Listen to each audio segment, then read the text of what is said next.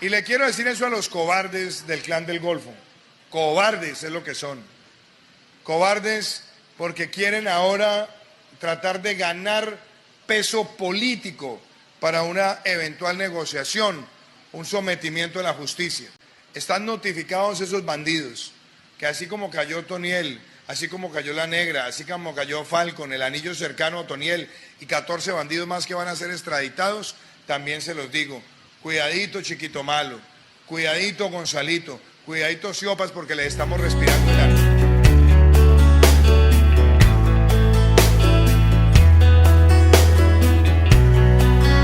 Sinvergüenza, nefasto Iván Duque. Como dice Marce, te quiero mucho. Ah, con razón. Duque creía que había acabado con el Clan del Golfo. Es que estaba borracho.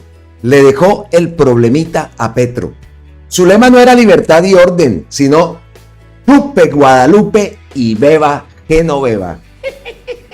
Comenzamos la semana 39 de este 2024. Antes que nada, como siempre, darles las gracias por estar ahí, darles las gracias por dar un clic y por ver nuestro contenido. Y también desearles que esta semana que comenzamos sea una semana en lo personal de victoria. Que todos nuestros sueños, nuestros propósitos, nuestras metas que nos planteamos para esta semana se cumplan. Y en lo colectivo, nuestro sueño colectivo de ser y de ayudar a transformar a Colombia, de que otra Colombia es posible, pues que también se nos cumpla. Le dejamos esa petición a Dios. Bueno, ¿qué tal, no? Las palabras de Iván Duque, como lo escuchamos en esa borrachera, mientras borracho le decía a Colombia que iba a acabar con todas las estructuras criminales y acabó con el Clan del Golfo. Por otro lado, les compraba madera ilegal que terminó siendo adquirida por la Unidad Nacional de Gestión y Riesgos y Desastres en la reconstrucción de Providencia. Ojo, en el gobierno de Iván Duque, ¿no? Dejamos eso claro. En el gobierno de Iván Duque.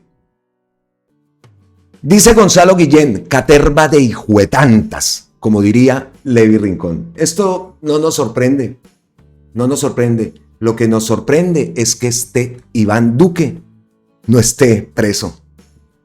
Este tipo hace rato debería estar preso. Y creo que es la hora ya de actuar. No puede ser que en menos de una semana se han revelado más y más casos de corrupción. Lo que ha pasado la última semana, que se dedicaron a atacar a Gustavo Petro, ahí está la tapadita, la cortina de humo que hacen. 100 billones denuncia el senador Correa, que se perdieron también. Por ningún lado en la época del COVID. Todo lo que se ha perdido y todo lo que se ha denunciado, que esos medios ocultan y callan. Ahí está, escuchamos la intervención, la alocución de Gustavo Petro. Una alocución directa que les dice al pueblo, al país, qué es lo que está pasando con esos medios. Me encantó esa forma como hizo esta alocución esta vez. En un país decente, que Colombia tiene que llegar a ser un país decente, Iván Duque hace rato o estaba preso o mínimo ya estaba siendo llamado a declarar. ¿Qué pasa? ¿Qué pasa? ¿Qué más hay que esperar? ¿Que se tienen que establecer investigaciones y que se tienen que dar los tiempos? Sí. Pero ¿qué hubo? ¿Para cuándo? Y mientras tanto, dando conferencias, recorriendo dizque el país con 3 gatos que lo acompañan. Y diciendo que es hora de organizarse y de salvar al país en el 2026. Hágame el favor. Es que El Espectador reveló, para entrar ya un poco en contexto, El Espectador revela cómo madera extraída ilegalmente del Parque Natural de Paramillo terminó en una de las obras para restaurar las viviendas de la isla luego del paso del huracán en noviembre de 2020. Durante el gobierno de Iván Duque. Las empresas que hicieron parte de la obra afirman que no tienen nexo con el grupo criminal y que el proyecto fue concluido con éxito. Madera deforestada de forma ilegal por una estructura ligada al Clan del Golfo, según investigadores de la policía, fue utilizada en un contrato de la Unidad Nacional de Gestión y Riesgos y Desastres, UNGRD, para la reconstrucción de San Andrés y Providencia tras el devastador paso del huracán en noviembre del 2020. El Espectador, este medio, revela cómo ese caso deja al descubierto conexiones entre el crimen organizado, delitos ambientales y contratación estatal para la reconstrucción de las casas de Providencia. Que recordemos también las denuncias que se hicieron por los sobrecostes de esas casas, denuncias que hizo incluso el mismo Gustavo Petro cuando estuvo allá.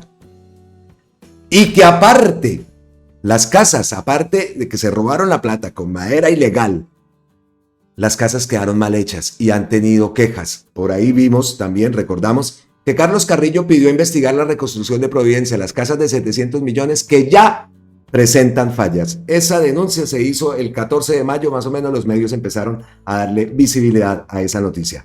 Investigar la reconstrucción de Providencia, casas de 700 millones que ya presentan fallas. O sea, por todo lado hay delitos. Por todo lado hay delitos. Y entonces El Espectador, como lo dijimos, es el medio que se encarga de revelar esto. Han escrito una columna, han publicado una columna, es para suscriptores, pero también aparte publicaron un hilo. Entonces nosotros no somos suscriptores del Espectador. Vamos a basarnos en el hilo, que también nos da claridad de cómo fue este entramado. Otro más de entramado de corrupción que se descubre en el gobierno de Iván Duque. Pero claro, a ellos no los investigan, ¿no? Entonces nos vamos a la cuenta de X de este diario, de este medio. ¿Cómo fue que madera ilegal del Clan del Golfo terminó siendo comprada por la UNG en la reconstrucción de Providencia en el gobierno de Iván Duque? Revelamos que madera extraída ilegalmente del Parque Natural del Paramillo terminó en la reconstrucción de Providencia tras el huracán en 2020. La UNGRD usó esta madera para la primera fase de la restauración de la isla. Ahí vemos esa imagen. La policía detuvo un camión con 1.002 listones de madera ilegal. Su destino final, la reconstrucción de San Andrés y Providencia. Allí se descubrió que el cliente era la Unidad Nacional de Gestión del Riesgo. Era octubre del 2021. La madera provenía del Parque Nacional Paramillo, deforestado por la empresa Maderas El Amparo. Entre 2016 y 2023 talaron 400 hectáreas de esta zona, corazón operacional del Clan del Golfo. Aparte el delito ambiental, ¿no? Los hermanos Villalba, dueños de Maderas El Amparo, ganaron más de 6.000 millones con este negocio ilegal, dice la fiscalía. Capturados en 2023, ahora enfrentan un juicio por deforestación y concierto para delinquir.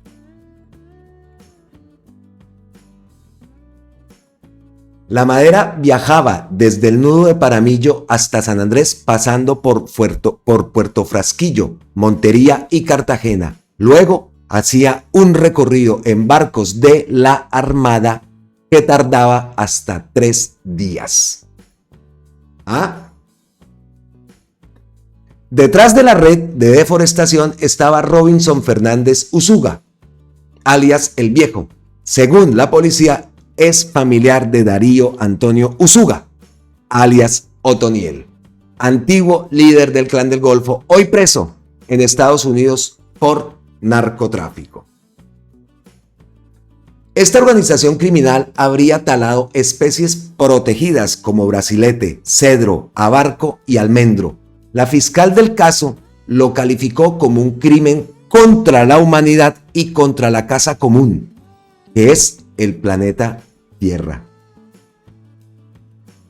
El impacto de la deforestación en el nudo de Paramillo es alarmante. 8.400 hectáreas perdidas entre 2015 y 2022. Solo en 2022 se deforestaron 1.200 hectáreas, un área equivalente a 2.000, escuchen bien, a 2.400 canchas de fútbol, no de microfútbol, de fútbol. A 2.400 canchas, imagínense esa. ¡Guau! El caso se conecta con otros 2 escándalos. Brandsas, empresa vinculada al caso de los carrotanques en La Guajira, También, vean esto, también participó en la reconstrucción de Providencia con un contrato para proveer madera de 555 millones. Ay, ay, ay. Eso es lo que publica a grosso modo El Espectador en ese hilo. Como lo digo, hacen un artículo, pero nosotros no somos suscriptores y no sé por qué este tipo de artículos, este tipo de investigaciones la hacen para suscriptores, pues son estrategias, ¿no? Pero la verdad, pues mucha gente no ha leído el artículo precisamente por esto. Pero nos basamos entonces en el hilo que publica, que nos da claridad de cómo ha sido esto, de claridad cómo fue el tema, de claridad de que están investigándose y que queremos los responsables de todo esto, ¿no? No siempre los conejillos de Indias. Queremos es lo que hay detrás de todo esto. Y todos los caminos, ¿hacia quién conducen? Pues hacia Iván Duque. Y es la pregunta que nos hacemos. Esperamos entonces que avancen las investigaciones como lo publica este medio, pero también en todo esto recordemos esta, a ver qué por aquí, esta. Silicon Valley decía, entonces hacían negocios. Ahora se entiende por qué el gesto de alias Otoniel. Hizo negocios con Duque y la UNGRD que compró madera robada del Parque Paramillo e hicieron las casas de 600, 700 millones. Otoniel se entrega. Duque lo traicionó y fue extraditado. Vean, recuerden el gesto, ¿no?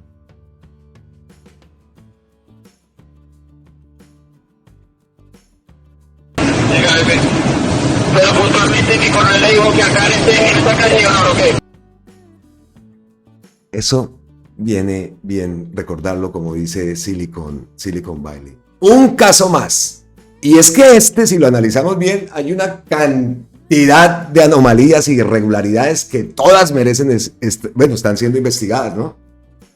Compran madera ilegal, extraída de forma ilegal, la transportan ilegalmente, pasa controles, pasa puertos, incluso en barcos de la misma Armada. ¿Ah? ¡Qué grosería! La Armada, que supuestamente está combatiendo, o estaba en esa época combatiendo, presuntamente, al Clan del Golfo, pues termina comprándole la madera y transportándola en sus propios barcos. ¿Ah? Aparte, los sobrecostos en la casa, los malos diseños hechos y diseñados en Bogotá sin tener en cuenta las costumbres. No, nada de eso, pensaron que era echar colorcitos y ya. Y aparte, mal hechas. Se burlaron de la gente. Por todo lado hay delito en ese caso. Y aparte, ojo, ¿no? El delito ambiental tan grande. Las hectáreas de deforestación. Como lo dijo la fiscal y como lo dice El Espectador. Eso es un delito terrible contra el planeta. Entonces aquí tiene que haber responsables, pero inmediatamente. Iván Duque.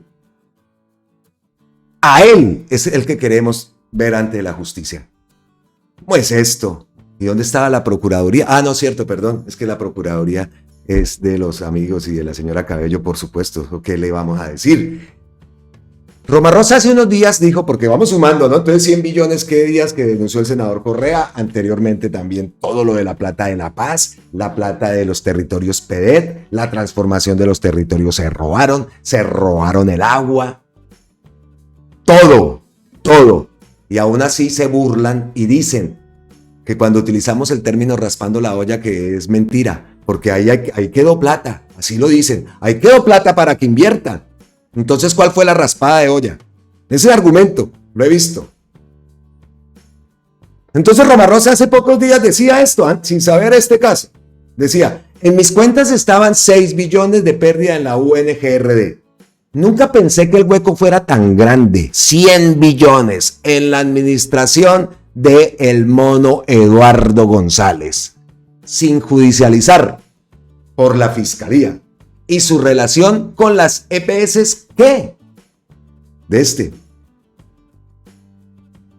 En detalle por una circunstancia, es que ya se aperturó un proceso de responsabilidad fiscal. Y esos procesos de responsabilidad fiscal, pues van a ser objeto de todas las garantías en la Contraloría General.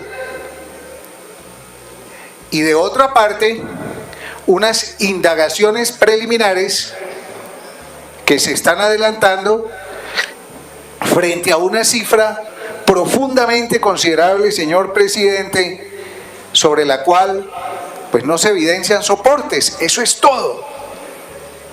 Esto no es una posición política. Este es un informe netamente técnico. Así que vamos a esperar que avancen las investigaciones. El Mono González tiene que estar imputadísimo hace rato.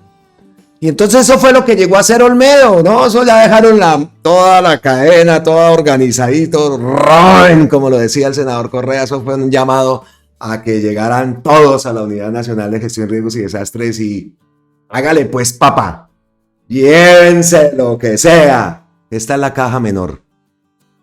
Y entonces, claro, llegó Olmedo y todos. Ahí está, sin vergüenzas. Y ojalá, por eso, así como está Olmedo allá pidiendo canoa que decimos que no deben tener esos derechos de oportunidad y esos derechos que tienen, esos arreglos pues que tienen. Eso no se puede hacer. Cualquier arreglos, que principios de oportunidad y no sé qué. Si se han robado la plata del pueblo descaradamente, esos delitos, y es otra de las cosas que tiene que existir en una reforma judicial. Eso que se roba, ya listo, inhabilitado y cárcel tiene que haber, no tiene que haber nada de arreglitos. Y lo peor de todo, lo que siempre pasa, ustedes arreglan ahí, sueltan la boca y empiezan a echarse toda la pelota entre todos, arreglan ahí 2 añitos de cárcel en un batallón, eso con los lucos, y listo papá, salen y la platica. Entonces, también ese lado merece una reforma hace rato. Es esta grosería, ¿eh? Casos como lo de ser Hernán Prada, investigado en un caso gravísimo. Y no, allá sigue ejerciendo. Por favor. Bueno, dejamos ese tema ahí y avanzamos en otro tema que también se ocurrió en las últimas horas. Es ese pronunciamiento que hizo Gustavo Petro respecto al tema procurador. Y aquí en Colombia con C dejamos nosotros nuestra posición. En un principio, claro, rechazamos eso, no queremos eso. Dijimos que ojalá esta fuera la última procuraduría porque esa es la forma de elegir a una persona encargada de algo tan importante como en el papel, ¿no? Es una procuraduría. Lo que pasa es que en Colombia eso ya está, hace rato es un antro de corrupción. Entonces criticamos que cómo así, que eso no es lo que nosotros votamos, que tal. Pero después también entendimos y dijimos, oiga, Gustavo Petro sí es que es muy inteligente. El hash es prácticamente el procurador. Es prácticamente el procurador. Inmediatamente se supo su postulación.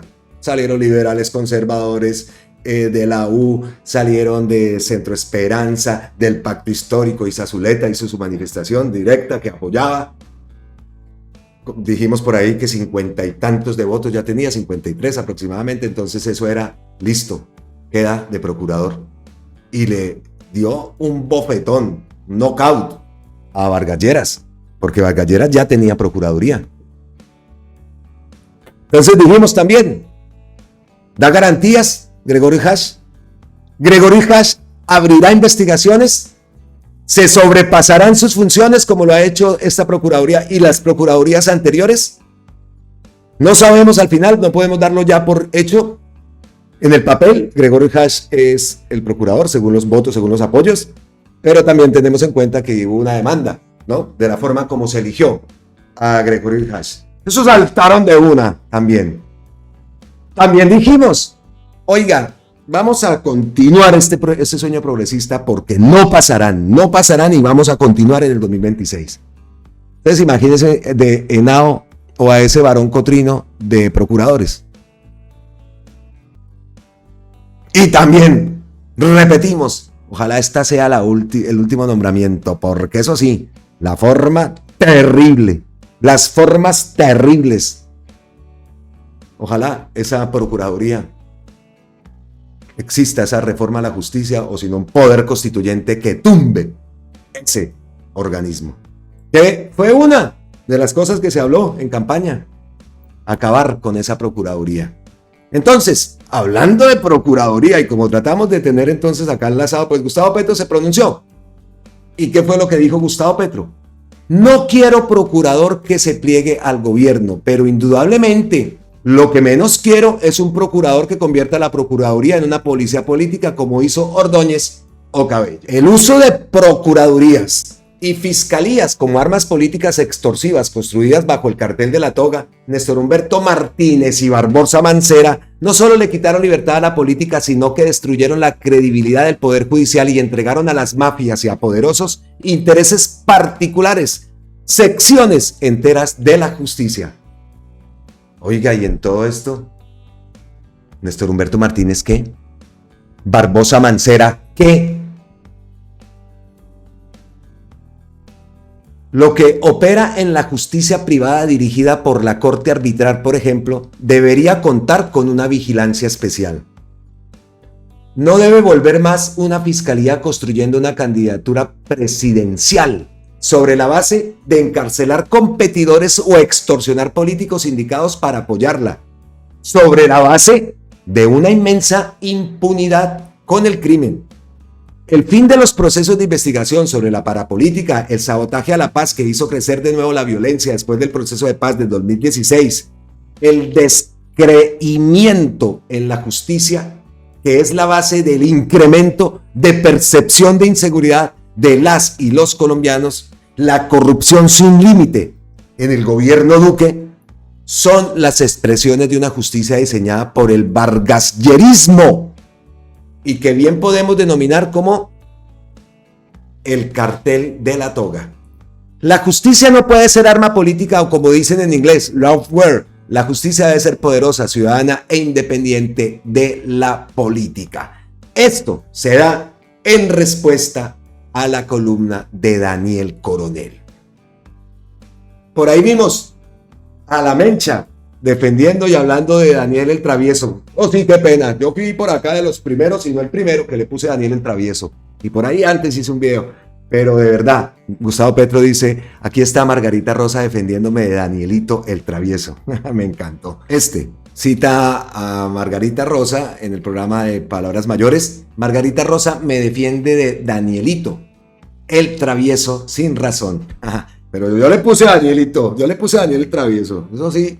Qué penita. Y la miniatura por allá se la verán con Daniel el Travieso, que por cierto ese video fue un éxito. Bueno, entonces, como lo digo, le responde Daniel Coronel a su columna que se llama Ganar es perder, por el hecho de la elección de Gustavo Petro, la elección que hizo Gustavo Petro de Gregorio El Hash como el candidato de presidencia para esa terna que va a elegir el Procurador General de la Nación. Bien por la respuesta y sobre todo a Daniel el Travieso. Y más que la respuesta a Daniel el Travieso, pues también es una respuesta que nos sirve a todos, ¿no? Pues entendimos la jugada, entendimos eso, el vargallerismo que quería continuar con la Procuraduría de Margarita Cabello. Esperamos que Gregorio Hash no sea de los mismos, ¿no? Que Gustavo Petro le haya dado a lo que él pretende, ¿no? Porque no sé qué tan independiente sea este hombre en esos casos. Esperemos que no me le haya salido mal la jugada a Gustavo Petro y que no vaya a ser uno más aliado con esa gente, que no vaya a terminar siendo, nosotros no queremos amigos. Y por eso, pues en esa figura, Gregorio Hash, de amigo con Gustavo Petro, cero patatero. Eso sí, no van a salir a decir ahora que es amigo y se van a tomar cerveza o aguardiente y tal. No, eso sí, creo que en eso sí coincidimos todos, ¿no?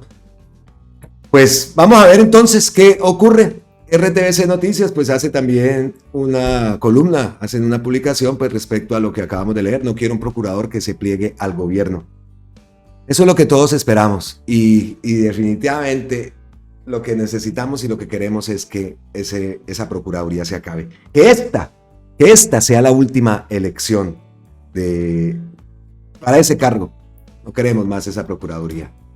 Bueno, y entonces hablamos de vargallerismo, de Henao, de Barón Cotrino, y pasamos entonces a hablar de Barón Cotrino. Porque dice Romarosa y cita a Vorágine, que hace otra investigación. Entonces la Corte Suprema de Justicia, escuchen lo que dice Romarosa porque es que tiene toda la razón. Entonces la Corte Suprema de Justicia, Corte Suprema para la nominación a procurador, escrutó y evaluó a fondo, teniendo la competencia para judicializar a Germán Barón Cotrino, sus antecedentes y las investigaciones penales en contra del esbirro del Ñeñe Vargas Lleras. ¡Qué grave! La Corte Suprema. ¿Qué publica Vorágine? Vean esto. Vean esta belleza. Germán Barón Cotrino, el candidato de la Corte Suprema para dirigir la Procuraduría, está salpicado en lo que sería una red de corrupción electoral. La Fiscalía compulsó copias en 2021 por posibles ingresos ilícitos a su campaña al Senado en 2018.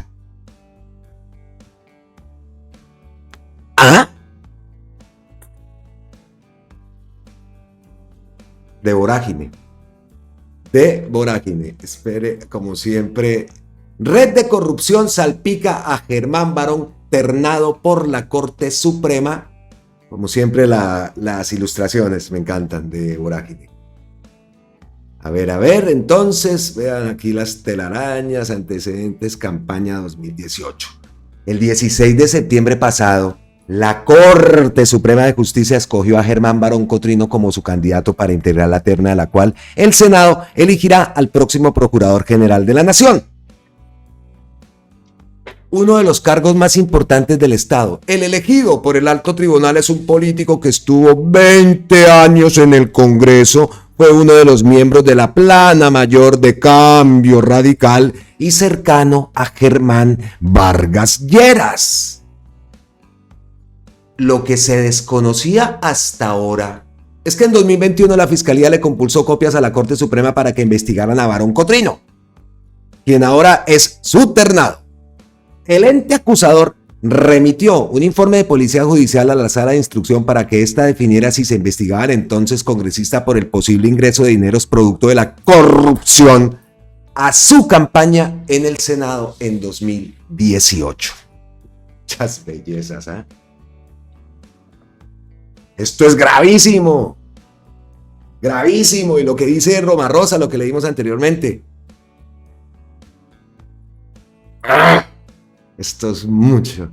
Vorágine tiene en su poder el documento fechado el 23 de julio del 2021, por medio del cual se dispuso la compulsa de copias. El archivo firmado por Carlos Iván Mejía Abello Reza.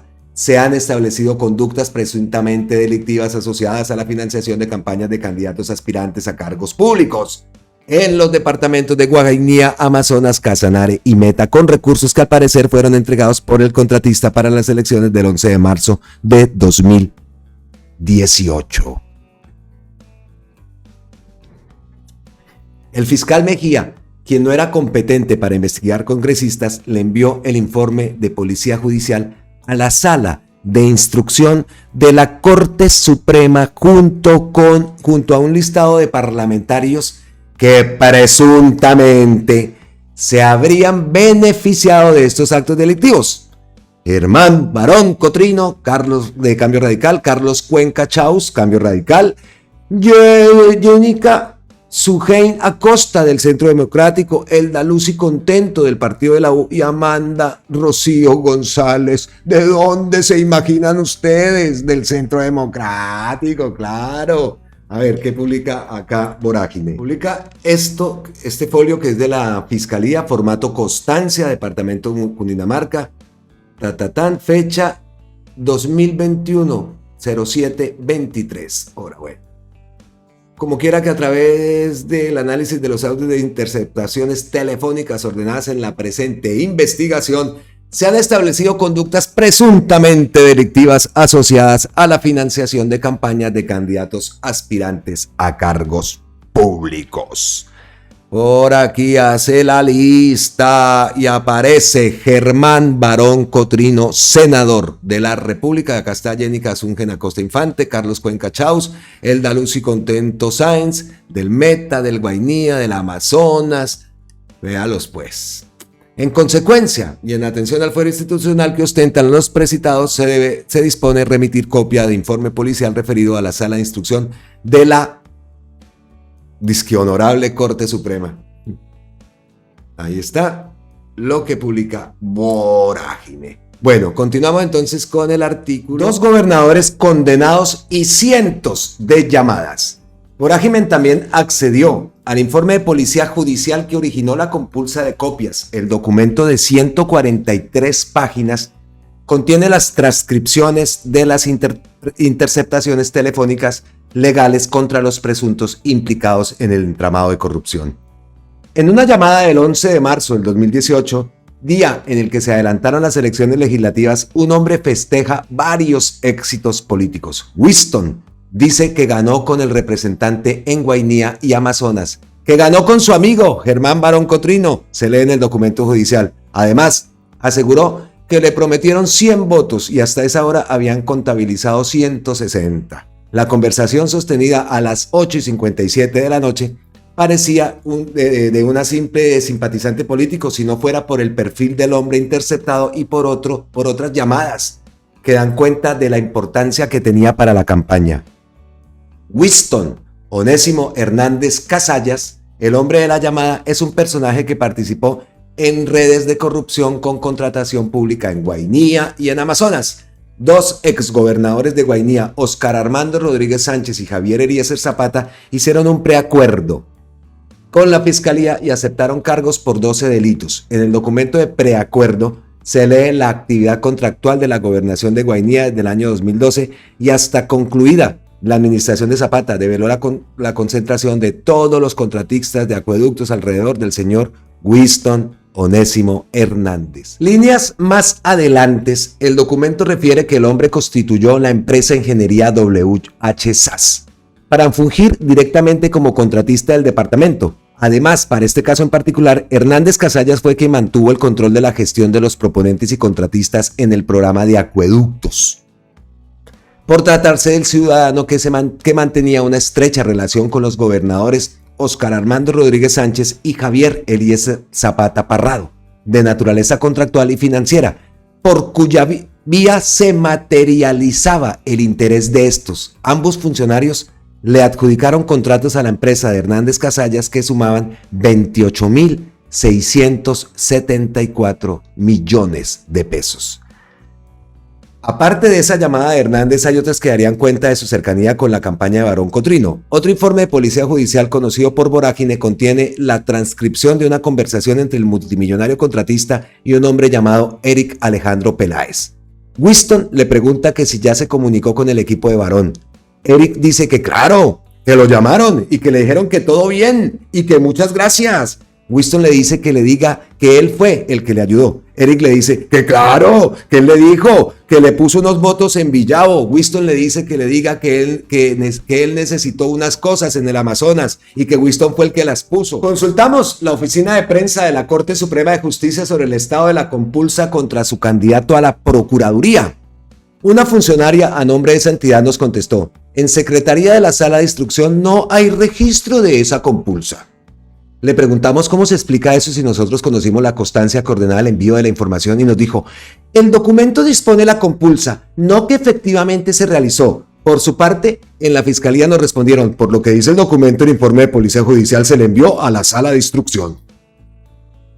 Hernández obtuvo contratos con la gobernación de Amazonas con el mismo modus operandi que había utilizado en el Guainía. El contratista ganó 2 procesos que sumaban casi 4.000 millones de pesos. En ese departamento también controló empresas por medio de terceras personas con las que accedió a 3 contratos que en total sobrepasaban los 14.000 millones de pesos. El 6 de diciembre de 2021, el entonces fiscal general Francisco Barbosa le otorgó a Hernández una inmunidad parcial.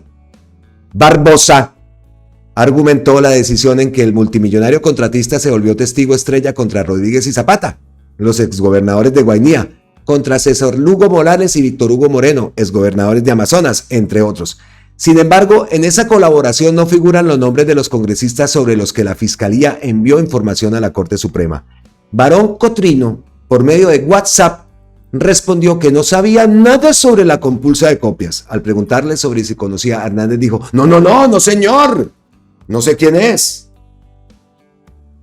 El amigo que todos niegan. Otro de los congresistas mencionados en la compulsa de copias es Carlos Cuenca Chaus, un representante a la Cámara poderoso, en Cambio Radical, y cercano. ¿A quién? A Germán Vargas Lleras. En las interceptaciones que tiene en su poder, la Fiscalía se evidencia que él hablaba con Hernández sobre dinero 2 días antes de las elecciones de 2018. Winston lo saluda a Cuenca como jefecito. Carlos le dice que le cuente qué pasó. Winston le dice que mañana, porque tiene un problemita en el banco, que le habían quedado de entregar 400 cositas, que llegó y que la vieja le salió con que solo tenía 50, pero que mañana cuando le suelte él, le consigna y que retire antes de las 12, se lee en el informe de Policía Judicial, sobre una llamada que sostuvo el multimillonario contratista con el político de Cambio Radical el 9 de marzo de 2018. En varias llamadas con otros interlocutores el día de las elecciones, Hernández demostró su interés por la suerte de Cuenca. Incluso dijo que lo contactó. Eric le dice a Winston que cómo le ha ido a Cuenca. Winston le dice que le acaba de escribir y que le dijo que no hay boletines. Winston dice que el gobernador le dijo que iban ganando. Se lee en otro apartado del informe de Policía Judicial que contiene las transcripciones. Yo lo conocí, a Winston, porque como era un contratista del departamento, en 2 o 3 ocasiones me hizo llamadas normales. Venga, hermano, ¿cómo está? ¿Cómo le va? ¿Cómo le ha ido? ¿Cómo va su trabajo? ¿Cómo va tal cosa? Es todo, le dijo Cuenca a Vorágine. En una llamada telefónica sobre la conversación en la que habla con el contratista sobre 400 cositas, se defendió. ¡Jamás! Yo creo que lo que hay que hacer es pedirle una información de mis cuentas bancarias a los bancos, a ver en qué momento he tenido un tipo de transacción como esa. Y ahí sí, yo entraría a dar explicaciones, pero nunca he recibido un monto de esos. Además, aseguró que no ha sido requerido por ninguna autoridad por esos hechos. ¿Van a meter la plata al banco? ¿Van a meter la plata al banco?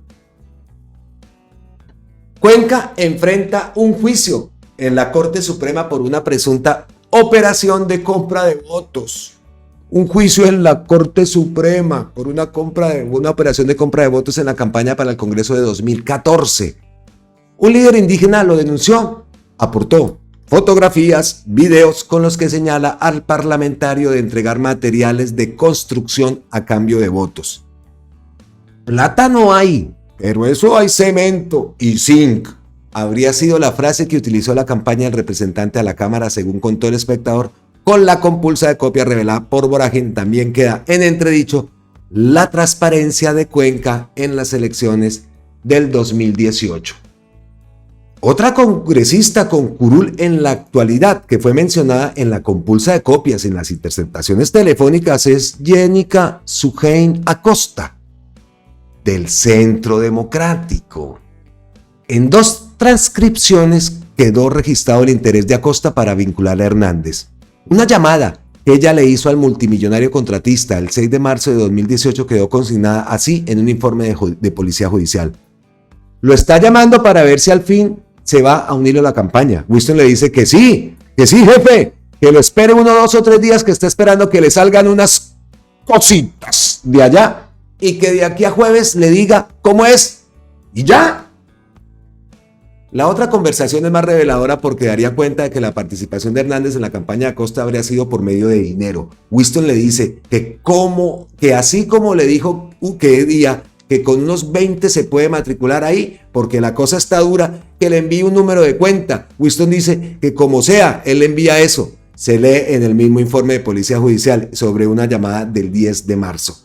Ella se comprometió a enviarle un número de cuenta del banco BBVA. Ese mismo día, el multimillonario contratista le envió un mensaje de texto a la representante a la Cámara en el que dice: «Listo, Doc. Ahí, que listo eso». Él, según se lee en el documento, estaba en ese momento en una sucursal bancaria. Contactamos a Costa vía WhatsApp y dijo no conocer nada al respecto con la compulsa de copias. Sobre su relación con Hernández afirmó: «No lo tengo presente, mi señor». Acerca de la conversación sobre dinero con el multimillonario contratista, aseguró: «Fue una campaña donde trabajamos con amor y mucho esfuerzo. Se logró apoyo de amigos y algunos préstamos, pero no recuerdo». Otros políticos que fueron mencionados en las llamadas y sobre los que la Fiscalía tiene sospechas de que fueron apoyados por el corrupto Hernández son Amanda Rocío González, quien salió elegida en la campaña 2018 y fue senadora del Centro Democrático hasta 2022, y Eleazar Durán, un político que fue avalado por el Partido Liberal pero no logró quedarse con una curul en el Senado. Aunque hay 3 exgobernadores condenados por la red de corrupción de la que hacía parte Hernández, la compulsa de copias, las interceptaciones telefónicas podrían indicar que todavía hace falta investigar a fondo la relación de esos poderosos políticos con los protagonistas de ese saqueo en Guainía y Amazonas. Entre ellos, Germán Barón Cotrino, quien hoy conforma la terna de candidatos a llegar a la Procuraduría.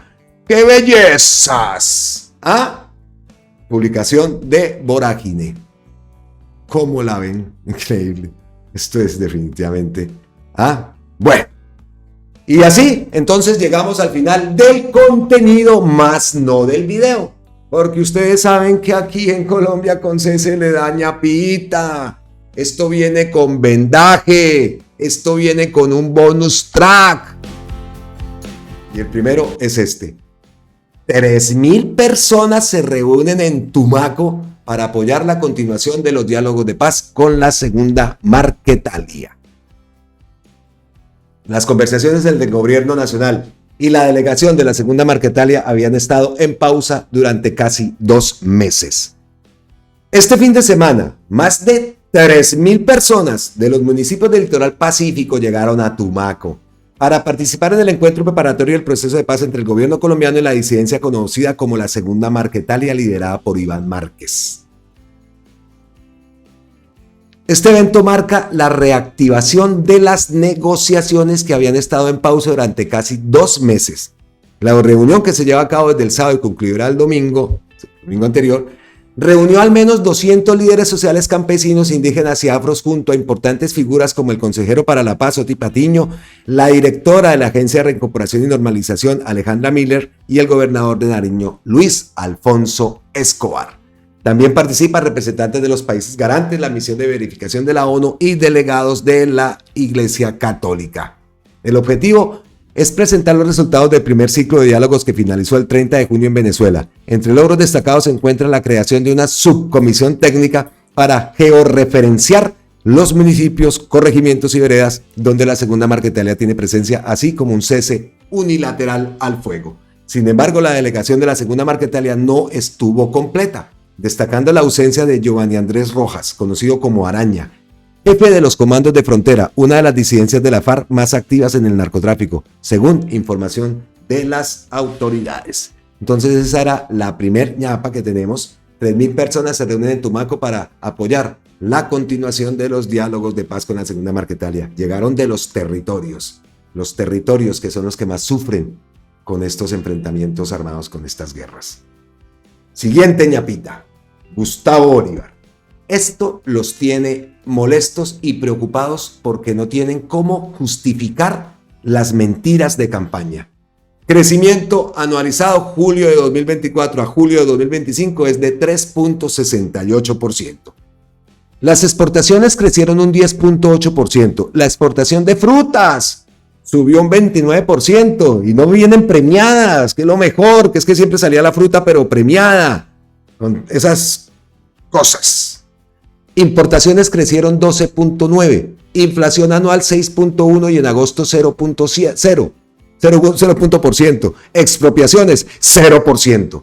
dólar más barato de lo que se recibió en 2022, desempleo en un dígito, reactivación económica en marcha, pero se consolida si Banco La República baja tasas. No se justifica tasa casi 5% por encima de la inflación. Es los apuntes que hace Gustavo Bolívar y muestra adjunta acá varios recortes. Este habla de la tasa de crecimiento anual. Esta habla de exportaciones, en fin, todos los datos que nos dio. Aquí tienen respaldo, importaciones y acá estamos cerca del 30% de materia de exportación de frutas. Que se pongan pilas a traernos aquí a Europa, hombre, unos buenos, bueno, toda esa cantidad de frutas, pero que no vengan premiadas, que eso es lo que no queremos, porque siempre queda la fruta colombiana en entredicho, porque trae su guardado, trae su vuelta ahí debajo. Y es increíble, es imposible que aquí en Europa no conozcan toda esa variedad de frutas que hay en Colombia y que tiene tanto por dar, y que la conozcan y que se la comprarían así. Eso sería una entrada. No sé, yo siempre lo he dicho, aquí cómo se extraña una buena cantidad de frutas colombianas, y seguro. Por ahí vi también en países de Pakistán, en Marruecos, tienen unas frutas bastante parecidas, a la maracuyá, por ejemplo, pero pues no es exactamente lo mismo, pero tienen también ellos otras variedades. Eso es lo que llega acá, pero no llegan nuestras propias frutototas, una guanábana aquí. Una guanábana, uy, qué rica la guanábana, a mí me encanta, no sé a ustedes, incluso comérmela así. En jugo deliciosa, pero comerla así, la guanábana. En Cúcuta, unas guanabanotas. Allá en Villa del Rosario vivía una tía y yo iba a Villa del Rosario de pelado. De pelado. Y una vez llegué con la guanabanota, me fui así con la guanábana hasta Bogotá, que va, me llegó dañada la guanábana, pero increíble, deliciosa. Es una guanábana aquí, Dios, eso la pagarían muy bien. A ver, ¿qué más tenemos acá de las ñapas? Aquí con el cuento de los partidos, y eso también me parece a mí increíble. Dice una concubina, antes que le suban videos falsos de fuera Petro en el estadio, les diré que eso no pasó porque Bogotá no es carechimba. Esa palabra también, Bogotá no es carechimba, dice. Lo que sí estuvo increíble fue la abuchada a Jesurún cada que aparecía en cámara. Mi pueblo colombiano no decepciona. Video de una concubina, muestre a ver. Ella pues ahí coloca esas imágenes. Eso de pronto tiene derechos. Entonces, a propósito de los engaños, ya es hora que la gente del común pueda ver su selección colombiana de fútbol en los estadios. Pilas, Ministerio de Deporte. ¡Ay, Ministerio de Deporte! Ministerio de Deporte, Ministerio de Deporte. Falta mucho, y lo seguimos diciendo. En deporte, quedados, bastante quedados. Bueno, seguimos avanzando. Dice acá Gustavo Petro, ¿por qué llevar justicia social es tan difícil en Colombia? Si lleva tanta alegría al corazón del pueblo, el campesino, siempre olvidado. Este esfuerzo de hacer una Colombia justa nunca será olvidado. Esto es un sueño muy grande para mí, para mi esposa, para mis hijos, para mis nietos. Es una verdadera alegría. Y si estoy llorando en este momento, no lloro de tristeza, sino de alegría, porque verdaderamente esto es una alegría muy hermosa que Dios nos ha regalado. Porque soy beneficiario de la finca La Pradera San Luis, de los 32 beneficiarios, de las 32 familias beneficiarias. Tenemos plátano sembrado, tenemos guyama, tenemos tomate, tenemos maticas de maíz, los girasoles. Mire, esto es hermoso. Esto es hermoso, verdaderamente. Le agradecemos mucho al presidente Petro lo que hace por todos nosotros y que siga haciendo por muchos campesinos pobres que necesitan de un pedazo de tierra para sostener a sus hijitos y que puedan seguir adelante con sus nietos y con sus hijitos y con toda la familia.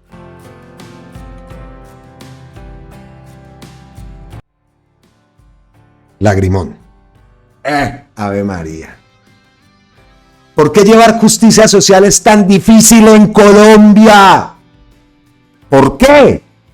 ¿Por qué? ¿Por qué? Increíble. Increíble. Qué lindo video. Qué lindo video. Ese es de Harman. Wow, wow, wow. Y esto no sabía si ponerlo o no ponerlo, pero bueno, pongámoslo. ¡Eso qué carajos! La oposición fracasó en sus marchas de hoy. 600 personas en Medellín y 100 en Bogotá. Sin embargo, la respetamos, como es deber de una democracia. Bien puedan marchar. Pero el ejército y las fuerzas militares están, desde que Gustavo Petro es el presidente y jefe supremo de las fuerzas militares están mejor. De eso no queda la menor duda. Si no vieron la encerrona que le pretendían hacer en RCN al almirante jefe de las fuerzas militares, ahí explica. Porque lo que dicen estos miserables es que el hecho de ayudar a que un soldado pueda llegar a ser general es comprar al ejército. Malditos miserables. Eso es lo que son. Bueno, a ver, revisamos a Gustavo Petro. A ver, que está por allá en los Estados Unidos. Eso anda activísimo, repartiendo aquí y allá, como debe ser. Estamos esperando incluso la intervención del día de mañana. Está programada la intervención. Y pues aquí seguimos, entonces pendientes, por supuestísimo que sí, pendientes como debe ser, una vez más. Le doy saludos a Zoraide Máez, es que me aparece ahí Zoraide Máez, a Jaime Luis Zapata, ayer lo nombré en el video, hizo referencia al 5586, claro que sí, Jaime Luis, estamos muy de acuerdo, y a Melba Lucio. Melba, ¡mua! Muchas gracias por sus mensajes, de verdad que sí. Y a todos ustedes por escribirnos, por tomarse el tiempo de escribirnos, de enviarnos un mensaje, de darle un clic a nuestras miniaturas y ver nuestro contenido. Nos vemos en la próxima, aquí en Colombia, con C de cambio, con C de campesinos, con C de comunidades de conectividad, con C de Colombia, carajo. Suscríbanse al canal, aquí, por supuesto que lo creemos, por supuesto que estamos convencidos que mi Colombia, que nuestra Colombia, que otra Colombia es posible y lo vamos a lograr. No pasarán. Chao.